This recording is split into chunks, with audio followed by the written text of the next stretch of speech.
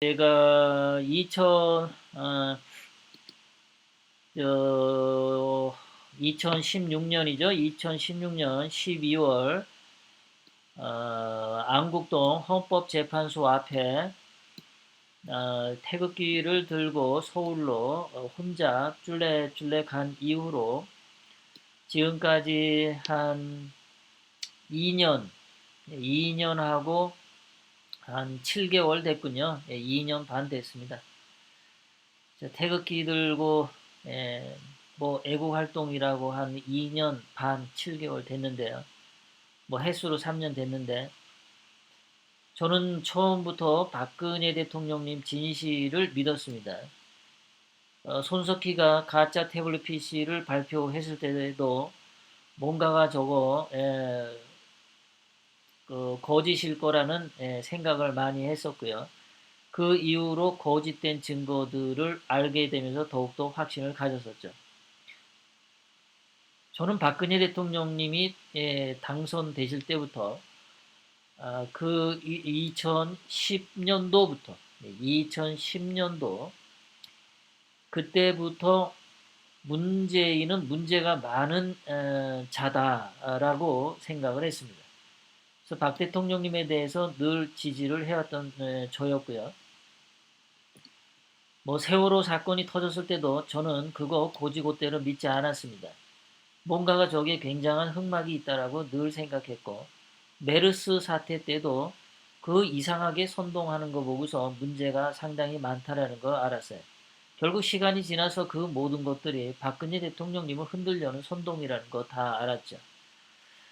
그런데 손석희의 가짜 태블릿 PC로 또 거짓말 선동이 난무하고 뭐 오방굿을 했대느니 무슨 뭐 비아그라가 어떻고 저떻고 또는 청와대 뭐 문고리 3인방 뭐 십상시 이런 얘기가 나왔을 때도 저는 하나도 믿지 않았어요. 뭐든지 저거는 선동이다라고 저는 생각을 했었습니다.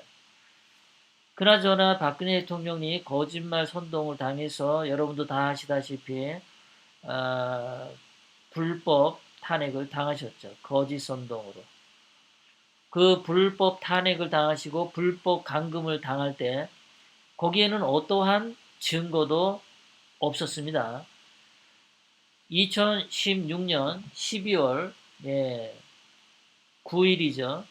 박근혜 대통령 탄핵 소추안이 국회에서 234명의 국회의원이 통과시킬 때도 거기에는 증거가 하나도 없었어요. 전부 소문이 그 안에 들어있었습니다.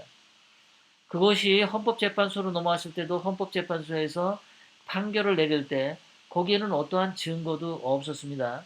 뭐 헌법수 의지가 약하다 그런데 그리고 탄핵을 하는 것이 국가의 이익에 더 좋다라고 하는데 무슨 놈의 법리상 또는 법률 용어에 수호 의지 또는 국가 이익이 많고 적고 그것이 탄핵의 사유에 어느 조항도 없었습니다. 그런데 그렇게 말도 안 되는 걸로 탄핵 파면 선고가 됐을 때 황교안이 그런 거에 대해서 일체 말하지 않은 것, 법을 잘 아는 황교안이 왜 아무 말도 하지 않았을까? 그것도 굉장히 의심스럽습니다. 박근혜 대통령님의 주변 인물들이 전부 감옥에 갔는데 황교안만큼은 좌파들한테 공격을 받지 않았다라는 거, 황교안은 감옥에 가지 않았다라는 거, 그것은 뭔가 김무성, 유승민, 이명박 이 탄핵 주동자들과 이 좌파들과의 연결선상에 한 패라고 하는 증거가 되는 거겠죠. 왜 황교안은 감옥에 가두질 않았을까? 왜 황교안은 그 흔한 의혹을 제기하고 압수수색을 하고 구속을 하는 그런 좌파들의 전형적인 수법에 황교안은 왜 걸려 들어가지 않았을까? 황교안만큼 왜 그렇게 깔끔하게 자기 신상을 유지할 수 있었을까? 상당한 의심이죠. 그건 뭐 하나마나 좌파들하고 이명박 쪽하고 다 거래가 이루어진 거죠. 황교안만 정치 탄압을 받지 않고 박근혜 대통령님, 김기춘 실장, 우병우 수석, 조윤선 장관, 또 국민연금 이사장 했던 문영표 이사장 이런 사람들 다 감옥에 가서 정치 탄압을 받고 있단 말이죠. 황교안은 좌파 독재 타도하자 하면서 좌파 독재가 그렇다면은 좌파 독재한 증거를 둬야 됩니다. 황교안이가 주장하는 문재인의 좌파 독재다. 그럼 무엇인지 좌파 독재의 특징이 무엇인지 세밀하게 말할 필요가 있어요. 그리고 좌파 독재라고 하면은 인간의 인류 역사상 대개 독재자들은 그 반대파를 감옥에 정치범으로 집어넣습니다. 그래야지 독재가 형성이 돼요. 그런데 문재인을 좌파 독재라고 하면은 당연히 문재인에서 정치적으로 감옥에 간 박근혜 대통령님이나 김기춘 실장, 우병우 수석 이런 정치범을 석방하라 라는 요구를 황교안은 당연히 해야 됩니다. 그런데 황교안은 하지 않아요. 그래서 저는 황교안을 지지할 수 없다라고 생각을 하는 거고, 한국당은 박근혜 대통령님 석방하라는 말도 하지 않기 때문에 한국당을 지지할 수도 없는 겁니다.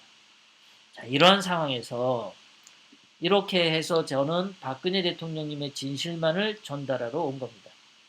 제가 여러분들도 아시다시피 이 방송에 박근혜 대통령님 사진을 이렇게 올리고 화면에 태극기와 함께 박근혜 대통령님의 사진을 이렇게 올리고 방송을 하면은 저에게는 여러 가지 점에서 상당히 불리합니다. 자, 뭐가 불리하냐면은 첫째, 한국당 당원이나 한국당 지지자들이 제 방송을 듣지 않습니다. 둘째, 저는 조원진 당을 비판하기 때문에 조원진 당원들도 제 방송을 듣지 않습니다. 그리고 박근혜 대통령님 얼굴이 있기 때문에 좌파들도 당연히 제 방송을 듣지 않습니다.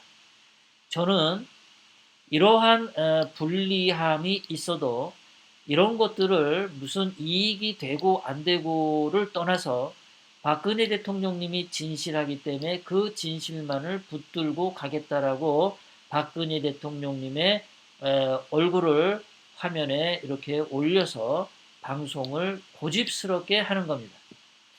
그래서 제가 이렇게 방송을 하는 건 오로지 박근혜 대통령의 진실만을 향해서 가는데, 우파 어제까지 태극기를 들었던 사람 중에서 저를 비판하는 사람들은요, 제가 가지고 있는 우파의 가치, 박근혜 대통령의 진실을 향해서 가는 가치, 제가 방송으로 하는 논리 이런 것들에 대해서 비판을 해주면 서로 발전이 가능합니다. 그런데 제가 진실을 추구하러 가는 데 있어서 한국당 황교안 빠들은 반대에 있을 수밖에 없습니다.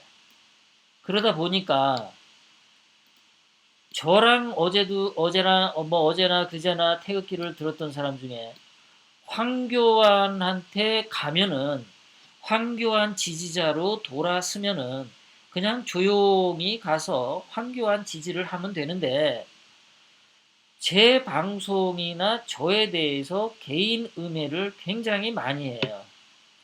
그리고 이 황교안을 지지하러 가면서 우리 태극기 서청대에 계신 어떤 그 남성 동지분이 성추행범이라고 헛소문과 거짓말을 퍼뜨렸어요.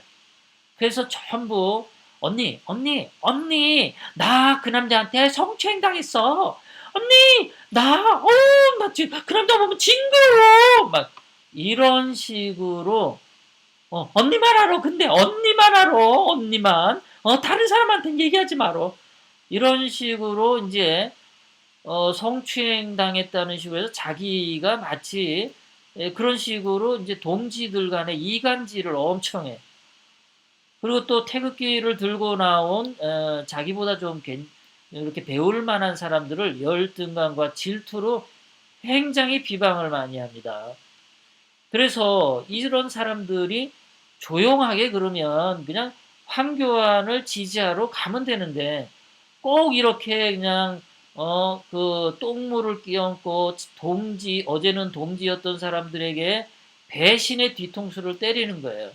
마치 박근혜 대통령님이 무슨 비아그라를 먹고 뭐 청와대에 비아그라가 있었다는 둥, 뭐 호텔에서 7시간 뭐가 어떻다는 둥, 뭐 태반 주사를 맞았다는 둥, 이런 식으로 박근혜 대통령님의 이미지를 더럽히는 것처럼, 아니 황교안 지지하려면 조용히 가, 조용히.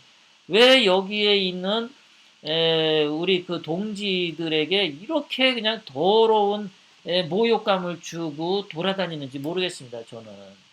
그래서 제가요, 역시 황교안을 지지하고 한국당을 지지하는 종자들은 피가 더럽다라고 생각하는 거예요.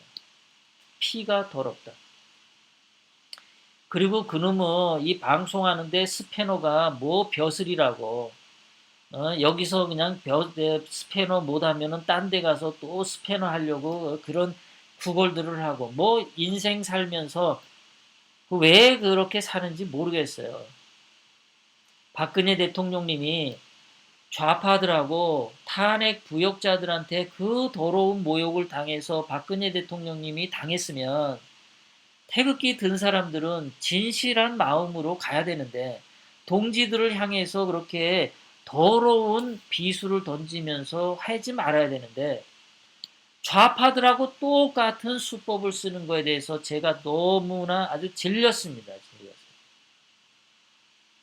어떻게, 그래서 이제 제가 태극기 들고 애국 활동한 중에서도 제가 누누이 말씀드리게, 그래서 저는 박근혜 대통령님의 진실만 전파하겠다라고 한 겁니다.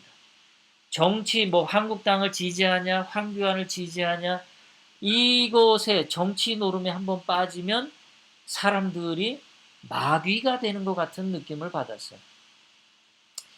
그리고 저는 이 그 태극기 들고 나오면서 언니, 오빠, 이런 거, 그 평상시 그 목소리 톤에서 하나 올라가지고 과잉으로 부르는 거, 여러분들 조심하시기 바랍니다.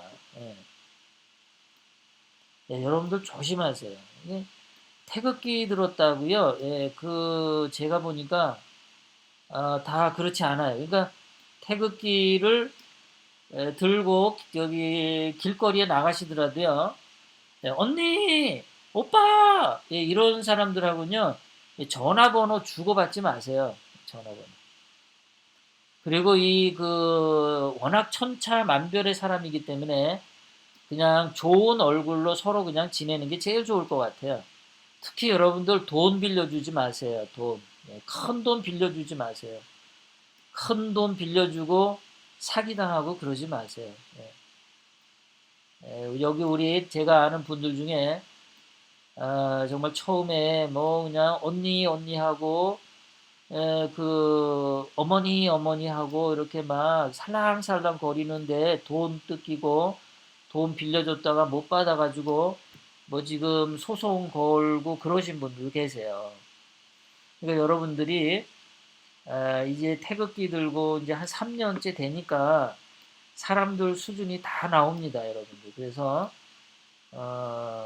결코 여러분들은 박근혜 대통령님의 진실과 자유민주주의 대한민국을 정말 진실 위에 다시 세우는 그런 애국 활동을 열심히 하시되, 이러이러한 그 지뢰밭이 있으니까 조심하셔라.